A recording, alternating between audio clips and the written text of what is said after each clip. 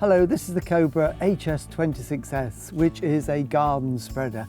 And this is how it arrives with you in this cardboard box. So what we're going to do is unpack it, take everything out, and then we'll show you how to assemble it.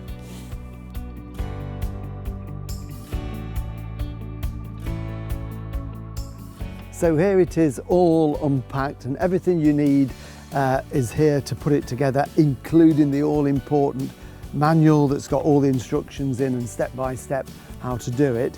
What we're going to do to start with is to put on this back leg support, so this will keep it upright when it's finished. Now, just at the point here, we've got all the bolts laid out, and there are 8 in total. 6 are slightly shorter, 2 of them are slightly longer.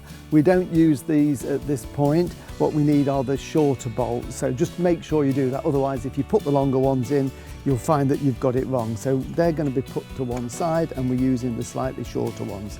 So this is the stand here, and it goes on the back basically to hold it upright when it's assembled. So what I'm going to do is just lean that over, and it basically lines up with these holes just here, and it goes round the back. We'll notice here on this tubular steel that's been flattened, this is stainless steel of course, it's been flattened so that it then will curve round like that. So if I'm just going to hold that in position, and sometimes you might just need somebody to hold the other end, and then get one of the bolts, not the long one, and that will just go up through there. The bolts have got a square end on, so they lock into position, and then we've got some curved washers which fit on there, and then one of the little lock-in nuts, and then we can tighten that up. And for that one we need a 10mm spanner, so we just need to tighten that up and then repeat that on the other side. So that's nice and sturdy, and it means now we can stand the spreader up like that. So then we need to form part of the handlebar assembly, and this is part of the frame. So we've got these 2 S-shaped ones. Doesn't matter which way you put them on. Essentially what we're doing is we're putting one here, and we're putting one just there to form a tube at the top which we can put the handlebar into. So what we need to do is line them up with these holes just here. So again, using the shorter of the bolts, we can put a bolt through there, and then the washer, and I'm only going to put one in at this stage, and that will become apparent in a minute. So just put that one on and tighten it, but not over tight. We want to have a little bit of flexibility in it at this stage. So that's on there, so we can still move that about, and then I'm going to repeat it at this side. So that goes on there, and then we get our bolt which goes through there. Give it a wiggle, a washer, and then on that.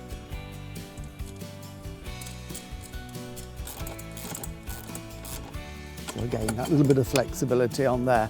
Then we've got a flap. Now these are defector flaps that are fitted on this one, so that you can alter the spread of the fertiliser or the grass seed that you're putting out. So if we get our bolt and then pop that onto there. So again, that's only finger tight at this stage, and we've done that because we need the flexibility here for when we put this handlebar in, which is here, like that. So that's going to go in that situation. So this is where we need the longer bolts now, the 2 slightly longer bolts to go through, and we still need the washers. So what I'm going to do now is just hold that there, and again you might just need somebody just to help you with this, just to line it up. So I'm just going to feed that through, just give that a little bit of a wiggle. There we go. And then we can put on our washer and nut, and then repeat that on the hole just below it, and then everything can be tightened up to hold it nice and securely in place. And the final thing that we can do is to put on this link arm here between. This is how we adjust the aperture in the hopper to allow the different amounts of seed and fertiliser, right? So this is going to be the linkage that works that. So it basically hooks onto there, and it also hooks onto this piece here at the hopper and works that way. Now you'll notice if I hold that line there and this one here, it doesn't work at this stage. We've got a bit of flexibility there because that's adjustable, but if we put that lever down to the bottom, then it widens the gap and we can make it fit. So it's really easy to do. So what we need for that one, we've got the small, very small nut there and a rubber washer.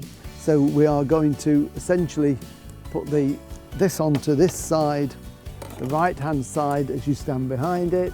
We can put the bolt through and then the washer, and then the bolt goes through there, so that sandwiches between, and then we can put on our locking nut like that. So just do it finger tight for now, and then I'm going to repeat that down at the other end of the link. Bolt, put on the washer, through the hole, and then we can put the little nut on. And then we can tighten them up. We need the two 10mm spanners for that. Once we've tightened these, and I have done them fairly tight, the recommendation is we need a little bit of give in this so that we've got movement. So essentially tighten them up and then undo the nut one turn, one circular turn, and that just gives us enough there so we've got that little bit of give so the linkage will move. And the final thing is we can then tighten these other bolts here. This was the slider that we can adjust it with, so we just finish those off and they can be as tight as you can get them on there. So that will hold everything neatly and tightly in place. So there we have it, all assembled. Doesn't take very long to do at all. Comes with the cover on here, which is great if it's slightly showery. It just keeps any moisture out. And then we've got the grille there that stops any large objects getting down and causing a blockage. And as we can see down there, we have then got the aperture where the grass seed or fertilizer is going to go through onto the spinner that throws it out. And this is how we adjust it with the lever at the top of the handle. So when it's on 4, it's maximum hole, so maximum flow. If we bring it back to 0, it closes the aperture and we've got a much smaller hole. So you've got 5 settings there that you can play around with, and you need to experiment because it depends on the size of the fertilizer granule that you're putting on, the density of the grass seed that you want to put out or whatever. So that's something that you can adjust. Bear in mind also that this is stainless steel frame and everything, so you can put road salt on this if you're salting paths or car parks or roadways. And it's also got these adjustable flaps on it, which are really handy because it has quite a wide spread when you're walking along. But if you're doing a narrow pathway or a narrow piece of lawn and you don't want the fertilizer or the grass seed to go onto borders, then you can just lower the flaps slightly and it just angles the product down so you can contain the area that you're spreading at any one time. So a really good piece of kit and lots of uses in the garden.